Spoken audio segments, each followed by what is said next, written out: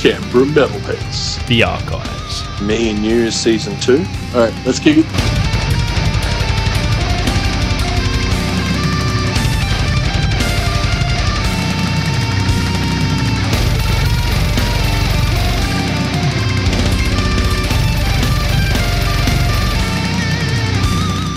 Hello and welcome to the interview section of Canberra Metalheads. You got Marky Malphas and JDecay. And tonight we're joined here with some of the members of Stone Sovereign. So starting from left to right, we've got... I'm Jordan. And Greg. And I'm Matt. Cool. So Jordan singer, Greg, you're guitarist. Yes, that's right. And then Matt's on drums. That's cool to have, we've got a bit of everything here tonight with, you got your multiple different parts of the band. You've got the drummer in. Don't usually get drummers every time. Usually the one talking for the band will be the singer or guitarist, so it's cool to have that dynamic. Yeah, they don't let the drummer out very often. Oh, man.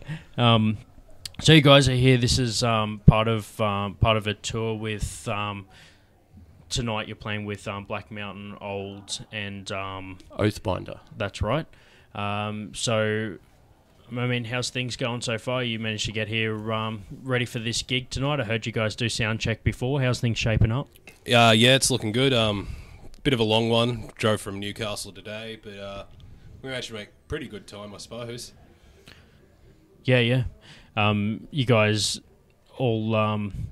head off. You have to head off pretty early enough in the afternoon to get here on time. You staying here in Canberra tonight?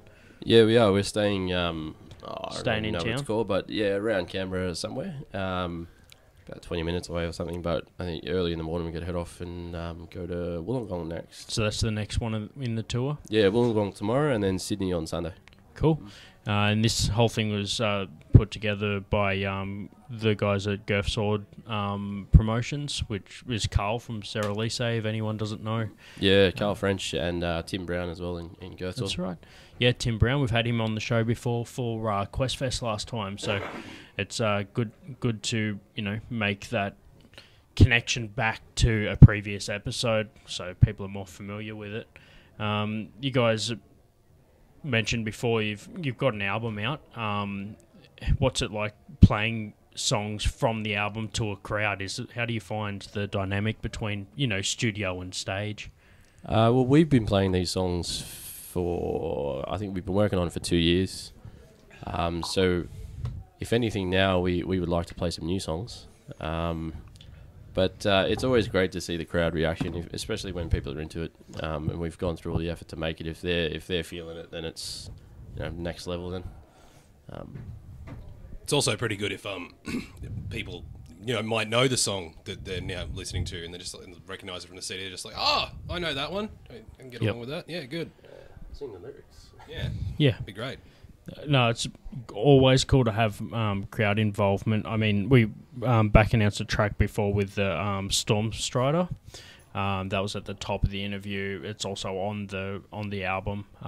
Anyone listening back to the episode that was at the show tonight, you might remember. I love it when you hear a song and you remember when it was played live. It's kind of like it changes your impression of the song, and obviously you guys have a really cool stage presence, by dressing up and that sort of thing. What's it like getting ready for every show, Yeah, so the dressing up helps us get in the zone of getting on stage. Yep. It's something that we've been doing for a while, and I think it works. Cool.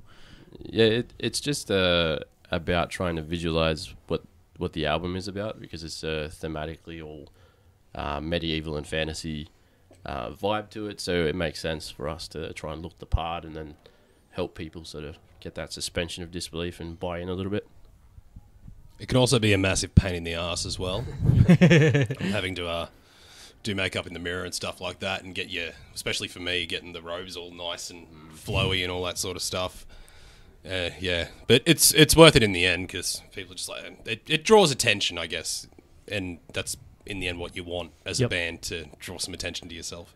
That and stage presence. Yeah, exactly. Yeah, I do a bit of stuff in black metal robes and stuff, and I find that it like helps me amp myself up and not be as concerned about other things, and get right in the zone. Do you guys do kind of any other medieval kind of reenactment stuff, or?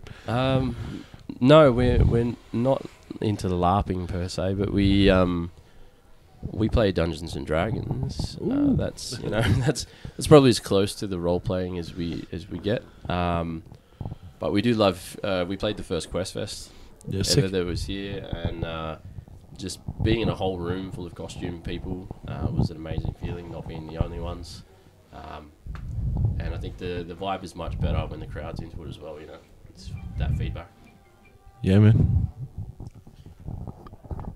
Yeah, it's cool, man. Like, for example, you mentioned Quest Fest before. That's a night where, and that's why Tim Brown was on the show before, because it was leading up to Quest Fest 2. You guys played Quest Fest 1, the original. It's a cool night to just know that not only the bands are part of the atmosphere, but also, the fans are all dressing up. People, they have cosplay competitions, dress up stuff, prizes, all that sort of thing.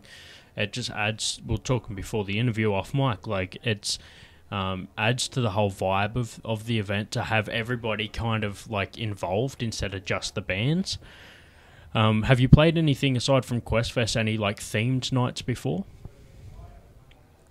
We play Dragon's Bane Folk Metal Festival in Dubbo. Okay. A couple of times. I think are they up to like 4 now? 3, I think. 3. Yeah, we play those. They're not so much like costume sort of gigs, but all the bands on there are fantasy or power metal and folk metal. So it's similar sort of vibe, but nothing on Quest Fest.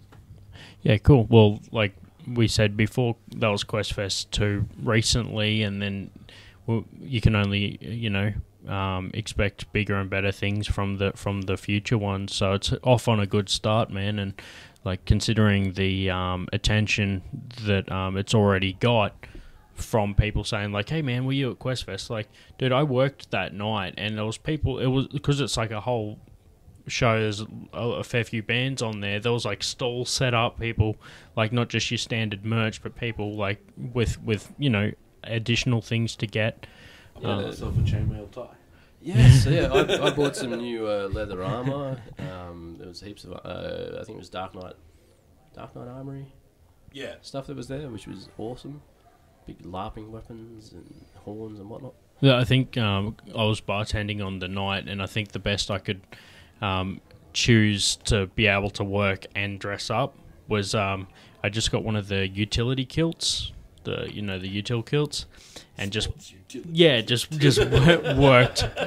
worked behind the bar with the kilt on. But I guess you got to kind of adapt to your environment depending on what you're planning on doing. Do you ever have any issues with like dressing up and being able to play at the same time? Do you cook on stage or anything like that? Sometimes, yeah. There's a lot of times where I have to take like the top layer off. Yep. Mid-set or something like that. That'd get an applause in most bars, so I'm sure that. Oh, my bod's not worthy of applause though. So here we are. Metal band adds 3 points. Yeah, but like in Newcastle last night, for instance, they had the heaters on. Oh, so hot for some reason. Yeah, and I had to take that off pretty quick. They wanted you to strip down. That's probably. It was a big conspiracy, but here tonight it's not too bad because Canberra's quite a bit cooler than on the coast. Yep. So sometimes.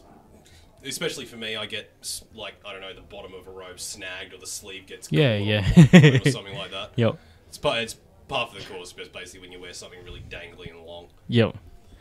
Yeah, I noticed. Bang with a hoodie. Yeah, that's the whole hoodie swoop over your face. Oh yeah, I've had that too.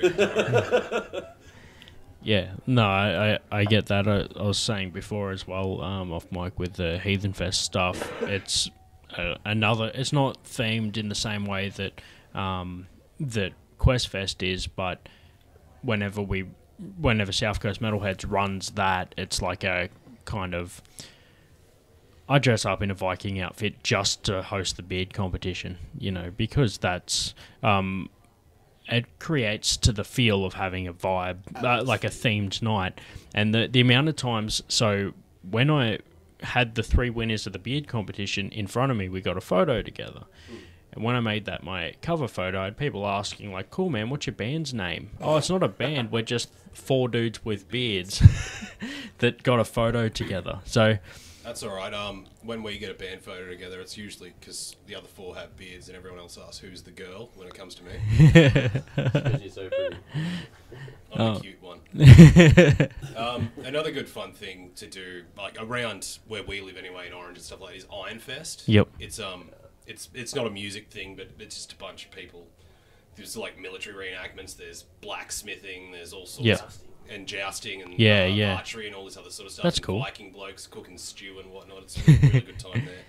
Yep. So where's that? That's in Lithgow. Yep. Okay. I don't know what the date is next year, but Yep. I went this year in my band costume, and yeah, it's good fun. I recommend that anyone go to it. It's a lot of good fun. Yeah. It's cool to hear more rural shows picking up like that. I know that they had a few. There's stuff going on in the Blue Mountains, and stuff right down to. We chatted to a band from Victoria, like in a few episodes ago, and we were sort of talking about how once you connect those dots on the map, you've got like you can do like a tour down the coast, and you can sort of start in Sydney and in Melbourne, but still hit like 5 spots on the way. Having that tour connect is paramount to building the Australian scene, man. Yep. That's what everyone needs to be working on. Yeah, that's basically what we're doing. So we did Newcastle, Canberra, Wollongong, Sydney. Yep. Then we're going out to stay with Carl French for a couple of days out in Narrandera. We're doing Wollongong, and then 2 shows in Melbourne and 1 in Geelong as well. So it's out and then back to Dubbo and then Orange at the end. So Yep. nice big loop. Yeah, no, we got a couple bands like Deprivation's mostly based in Canberra now, but they started in Orange. George, our other guitarist, used to actually be in Deprivation. Oh, okay, cool. Yeah, so they're fairly much based in Canberra now, but they started in Orange. I got history in Orange as well. There's also Infested Entrails. Yeah, it's Jordan here, but used to be the vocalist for Infested. Oh, excellent. Yeah, so they play. Have you played here with Infested before? No, I haven't. My stint with Infested was quite short. Okay. It was a lot of good fun that I had with them, but just a bit too different, and that's what happened there.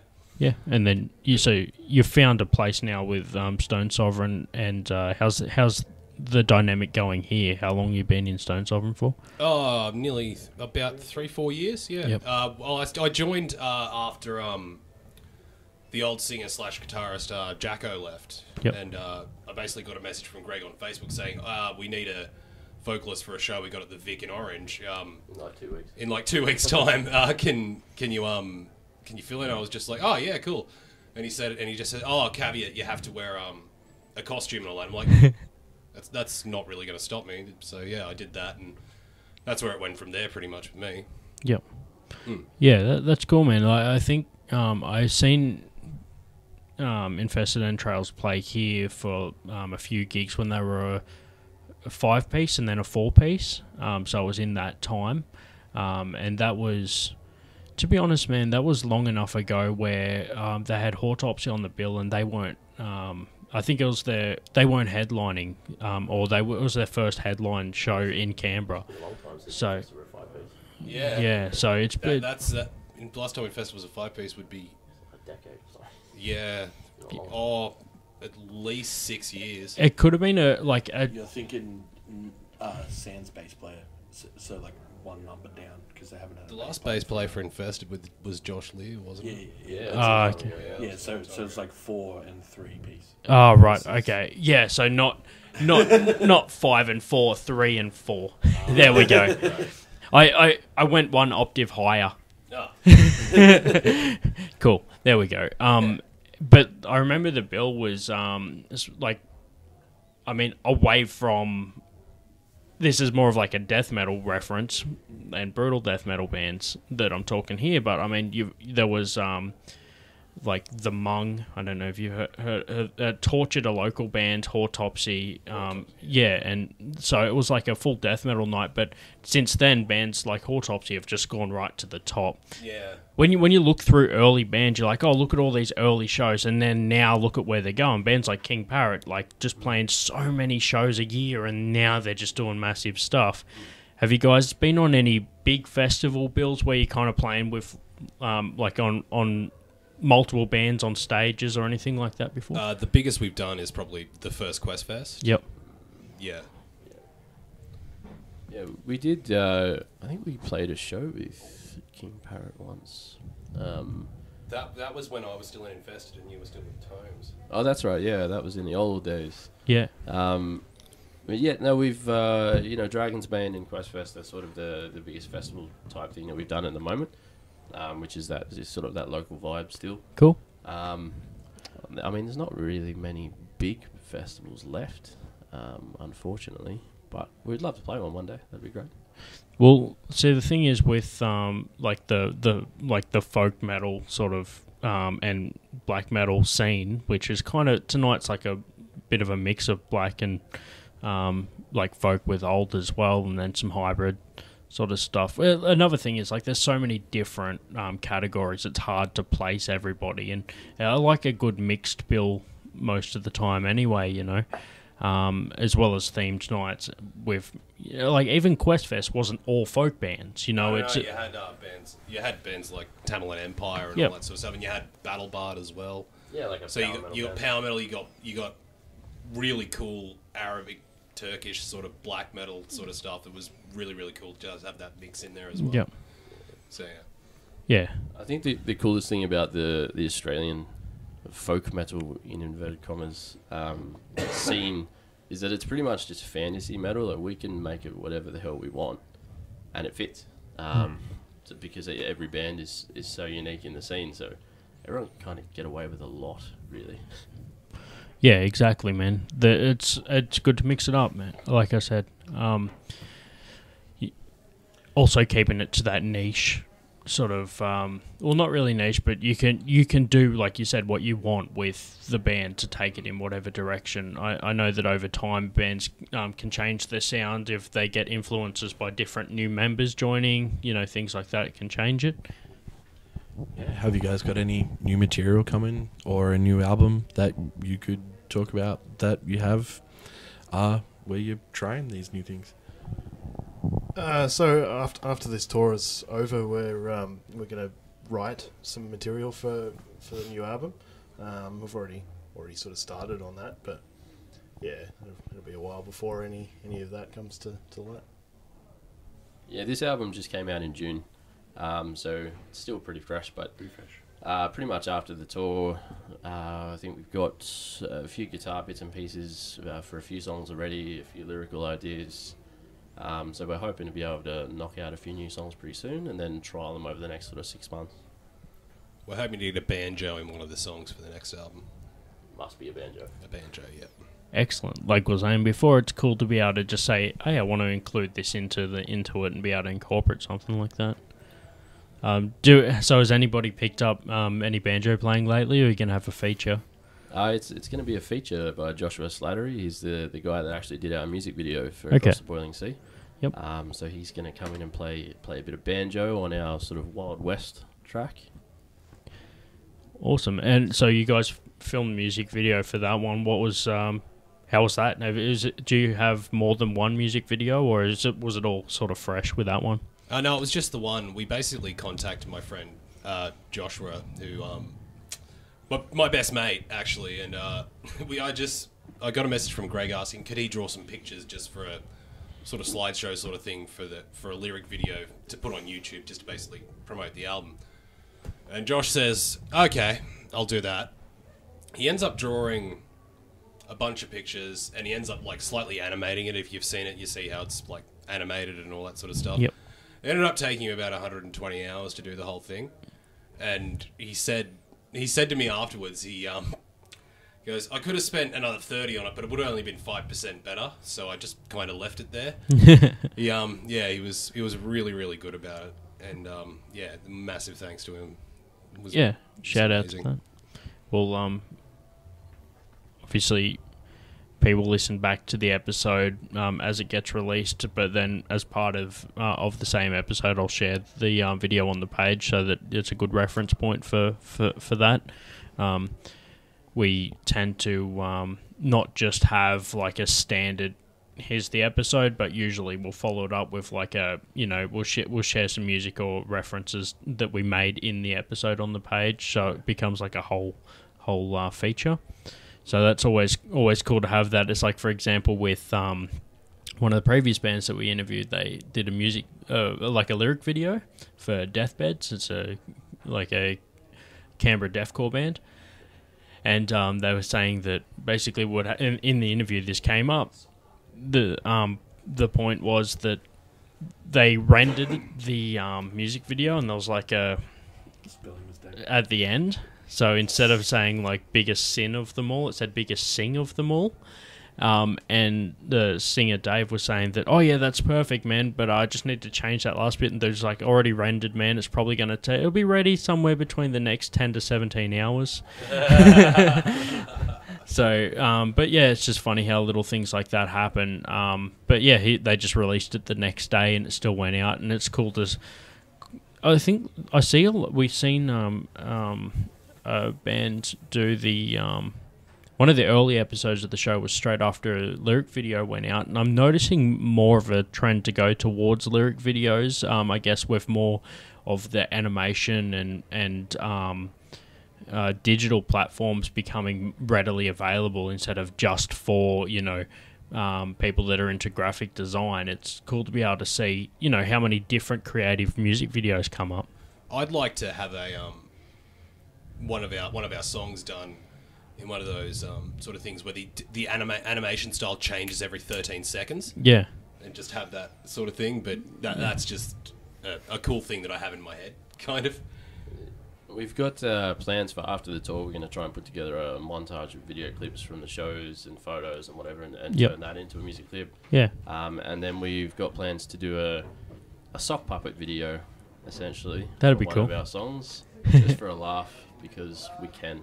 Do you have one in mind yet? Yeah. So Last Drink Before Sunrise. Yep. Is our sort of drinking song about sailing and pirates and raiding and stuff. Cool, man. So that'll hopefully be our sock puppet video. Cool. All right, we'll wrap it up with that as like a teaser, and obviously you guys are playing tonight with with the guys from Old. Anyone listening back to the episode, hope you guys enjoyed the show, and heard a little bit more about the band. We're closing it up now with one of your tracks with the. I think it's the Spear of Aristoft.